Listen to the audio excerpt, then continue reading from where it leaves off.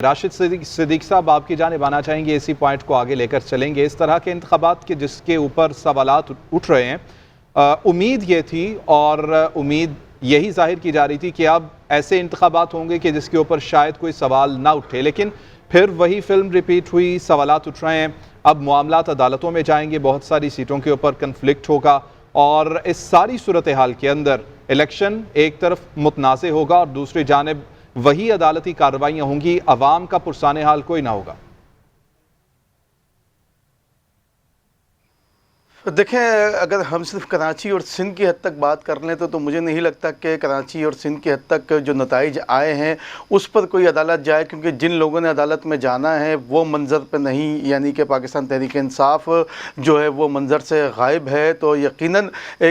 मैं थोड़ा सा मुख्तसर 2018 में लेकर जाऊँगा कि जिस तरीके से 2018 में कराची के इलेक्शन हुए थे तो उसका रिप्लिका हम 2024 में कह सकते हैं, यानी कि 2018 में कराची से जिसका मैंडेट था वो रातों रात जो उम्मीदवार कामयाब हुए थे 2018 में, वो अपने नताइज रात 12 बजे देखकर जो है वो सो गए थे कि वो हार चुके हैं, लेकिन सुबह जब हुई तो यकीनन उनको फॉर्म 47 थमाया गया कि आप जीत चुके हैं। तो बिल्कुल 2024 में कराची में ऐसा ही हुआ है। और जो लोग हैं, अब देखना यह है कि पाकिस्तान तहरीक इंसाफ के जो आज़ाद उम्मीदवार थे वो इसको कानूनी पेचीदगियों में लेकर जाते हैं या नहीं, लेकिन ऐसा लगता नहीं है, क्योंकि पाकिस्तान तहरीक इंसाफ की जो भी क़यादत है वो जो मरकज़ी क़यादत है या तो वो जेलों में है या फिर वो रुपोश है। तो इसके साथ साथ जो अब कराची या सिंध की सतह की अगर हम बात कर लें तो MQM पाकिस्तान ने जो है वो 17 नशस्तें कौमी असम्बली की हासिल कर ली हैं। उसके साथ साथ सूबाई असम्बली की भी जो है वो 25 नशस्तें हासिल की हैं कराची से। तो ये एक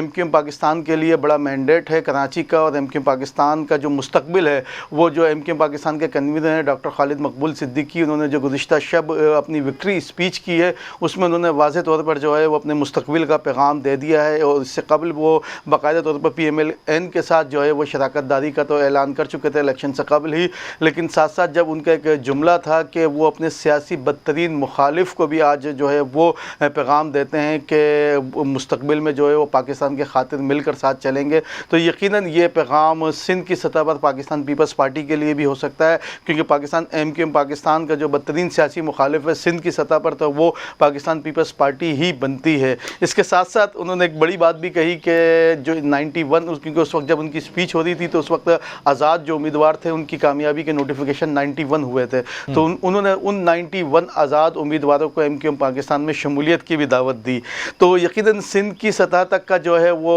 तमाम सूरत हाल इलेक्शन के बाद वाज़ेह तौर पर है कि पाकिस्तान पीपल्स पार्टी सिंध में हुकूमत बनाएगी सादा अक्सरियत के साथ। अब पाकिस्तान पीपल्स पार्टी के जो शरीक चेयरमैन है आसिफ अली जरदारी, वो बिलावल भुट्टो जरदारी को अगर MQM के हवाले से शराकत दारी में साथ रखना चाहें तो उनको यकीनन बिलावल भुट्टो जरदारी को राज़ी करना होगा, क्योंकि बिलावल भुट्टो जरदारी जो है वो सख्त थोड़ा सा मौक़िफ़ रखते हैं MQM के हवाले से। लेकिन ये इतना बड़ा मसला भी नहीं कि बिलावल भुट्टो जरदारी को आसिफ अली जरदारी जो है वो इस मामले पर मना ना सके। तो जहाँ तक बाकी जो आज़ाद उम्मीदवार हैं कराची से जो है वो 10 आज़ाद उम्मीदवार भी जो है वो कामयाब हुए हैं, और साथ साथ जमात इस्लामी के 2 जो है वो सिंध असम्बली में सीटें उनकी भी आई हैं। तो ये एक बड़ी दिलचस्प सूरत हाल होगी 10 आज़ाद की और 2 जमात इस्लामी की, क्योंकि जमात इस्लामी भी पाकिस्तान पीपल्स पार्टी को सख्त तनकीद का निशाना बनाती रही है, और आज़ाद उम्मीदवार जो कामयाब हुए हैं उनमें से 2 से 3 आज़ाद उम्मीदवार जो है वो मंजर पे हैं, बाकी जो है वो मंजर से गायब हैं। अब उनके